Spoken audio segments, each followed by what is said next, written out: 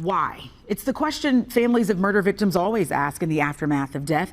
Clint Bonnell's loved ones are no different as they grieve the tragic end of his life. His own wife is now charged with the brutal crime, and Clint's sister, Stefanie Firkins, reminiscing with us about him with Monique John as she awaits justice for her big brother.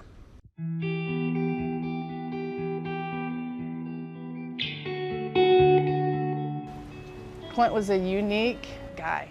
Like, you talk to anybody who spent time around him, and he had a big personality. He loved people big.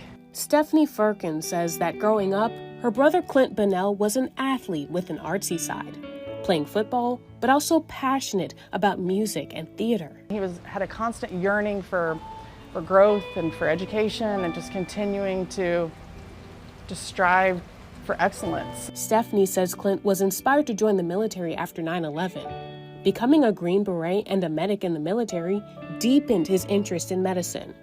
She says her brother met Shanna Cloud at an Oklahoma hospital during a training assignment. They eloped and began raising Shanna's daughter together before Clint was reassigned to Fort Bragg.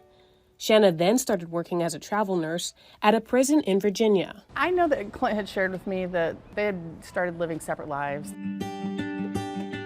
Stefanie says she last saw her brother in December.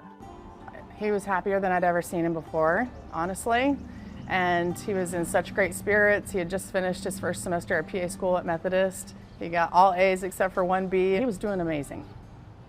That's why when she was telling me that he ran off, I did not believe for a second that, because I knew his state of mind less than a month ago.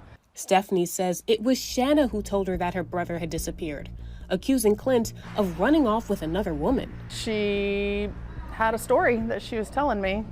It was so far-fetched that I didn't believe a single word of it, to be quite honest. About a month later, a torso was found in a pond near Clint and Shanna's home. Whenever part of him was found in the pond, in my gut, I knew it was him. A few weeks after that, the torso was identified as Clint's, and Shanna was arrested and charged for first-degree murder and concealment of a death. Despite Shanna's attorney's insistence she's innocent of all charges, Clint's sister has strong feelings about what happened. There's zero doubt in my mind that Shanna Cloud is responsible for my brother's murder. Not just the facts that have been shared at her hearing, but things that I know that she told me specifically, things that I know about my brother, facts of the case that no doubt will be shared in court, but there is zero doubt in my mind that she is responsible. Months later, Stefanie says a million questions still haunt her every day. Where's the rest of my brother? You know? The medical examiner is still doing their portion of the investigation, and so we haven't been able to have a funeral for him or lay him to rest. So, yeah, it's a million questions besides the why.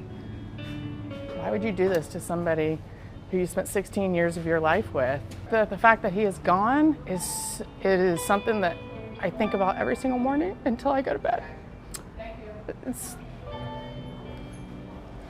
It is so traumatic what has happened that you can't forget. I'd say that life completely changed for everybody in our family. It will never be the same. If Clint could hear you right now, what would you say? I know he can hear me. I know he's in a better place. That gives me a lot of peace, is I know he's with our Heavenly Father, and he is at peace there. All I can hope is that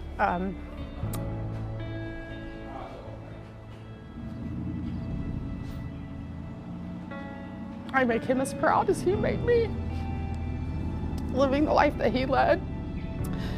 And I just hope that I can help by continuing to fight for justice for him and to make sure that what's happened to him does not get pushed to the side, forgotten, excused in any way, shape, or form. and that she's held accountable.